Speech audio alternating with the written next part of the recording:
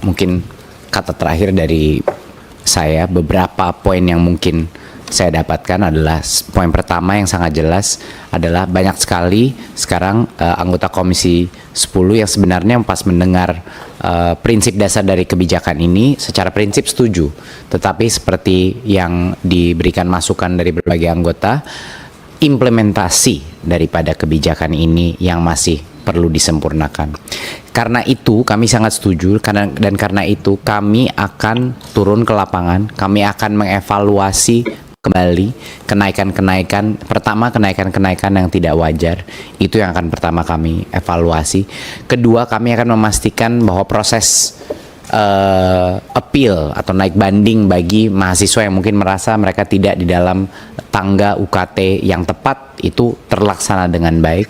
Ketiga, untuk melindungi mahasiswa-mahasiswa yang ingin menyuarakan pendapatnya secara tertib, untuk melindungi mereka dari misalnya tadi ancaman baik dari dilaporkan ke polisi atau kehilangan atau diancam kehilangan KIPK-nya, itu akan menjadi tanggung jawab kami untuk memastikan bahwa itu tidak terjadi. Ini adalah hak mahasiswa untuk protes, untuk mengkritik, dan juga untuk datang ke DPR untuk bisa ataupun ke kementerian untuk bisa menyuarakan pendapatnya. Jadi ini penting sekali untuk bisa dilindungi. Dan keempat adalah terus berjuang untuk bagaimana meningkatkan jumlah KIP, kualitas penerimaan KIP, dan juga menyelesaikan berbagai macam proses pencairan, proses kriteria dan lain-lain yang sekarang patut disempurnakan.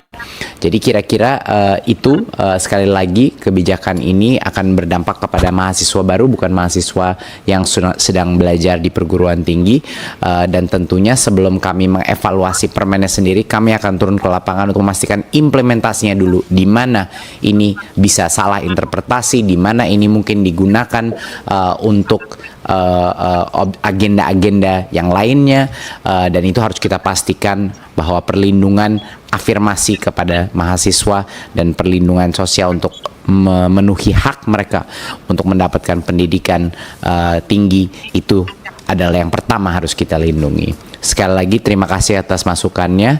Demikian dari kami. Wassalamualaikum warahmatullahi wabarakatuh. Terima kasih Mas Menteri.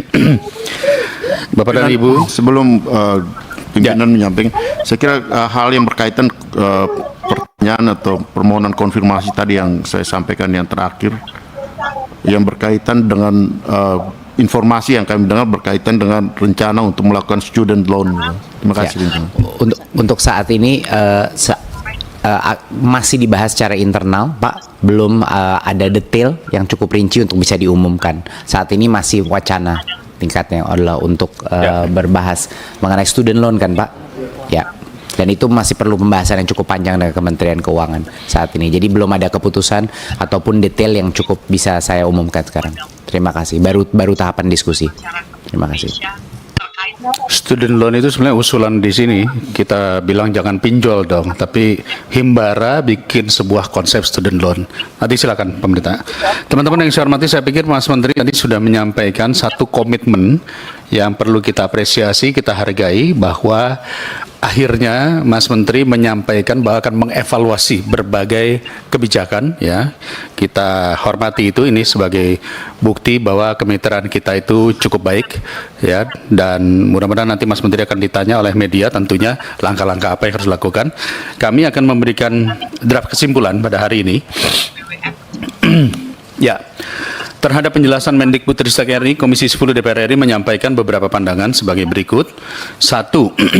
Mendesak Kemendikbudristek RI mengkaji PP nomor 8 tahun 2022 tentang perubahan atas PP nomor 48 tahun 2008 tentang pendanaan pendidikan yang diarahkan untuk menjadikan Kemendikbudristek RI sebagai pengampu anggaran fungsi pendidikan. Kedua, mendesak Kemendikbudristek untuk meninjau kembali substansi Permendikbud nomor 2 tahun 2024 tentang SSBOPTN dengan menekankan evaluasi yang berorientasi kepada kondisi ekonomi keluarga mahasiswa dan akses pendidikan yang terjangkau, termasuk sosialisasi dan pendampingan Permendikbud tersebut. Ketiga, mendesak Kemendikbudristek untuk memastikan PTN menetapkan satuan biaya operasional pendidikan tinggi yang sesuai dengan kondisi ekonomi mahasiswa sesuai amanat pasal 88 Undang-Undang Nomor 12 Tahun 2012 tentang pendidikan tinggi. 4. Mendesak Kemendikbudristek memberikan ruang dan jaminan kepada mahasiswa untuk dapat menyampaikan peninjauan ulang UKT sesuai perekonomian keluarga dengan aman dan lancar. Jadi tidak dilaporkan ke pihak keamanan ya. Atau dicabut KIP-nya dan lain-lain. Kelima, mendesak Kemendikbudristek mewajibkan perguruan tinggi memberikan informasi dan peluang yang seluas-luasnya untuk calon mahasiswa mendapatkan KIP kuliah pada proses pendaftaran. Keenam, mendorong Kemendikbudristek untuk melakukan evaluasi kepada perguruan tinggi yang merealisasikan KIP kuliah tidak sesuai persyaratan dan segera melakukan tindak lanjut terhadap hasil evaluasi. 7. Mendesak Kemendikbudristek RI menyampaikan informasi kepada Komisi 10 DPR RI secara berkala hasil tindak lanjut penyelesaian permasalahan UKT utamanya dalam memastikan PTN menetapkan satuan biaya operasional pendidikan tinggi yang sesuai dengan kondisi ekonomi mahasiswa sesuai amanat pasal 88 Undang-Undang Nomor 12 Tahun 2012 tentang pendidikan tinggi. Ke-8, Komisi 10 mengharapkan Kemendikbudristek untuk menyampaikan jawaban tertulis terhadap pertanyaan anggota yang masih memerlukan penjelasan lebih lanjut. Jawaban disampaikan paling lambat tanggal mungkin 1 minggu dari sekarang, yaitu tanggal berapa ya? 28. Demikian kawan-kawan, mohon masukan, cukup?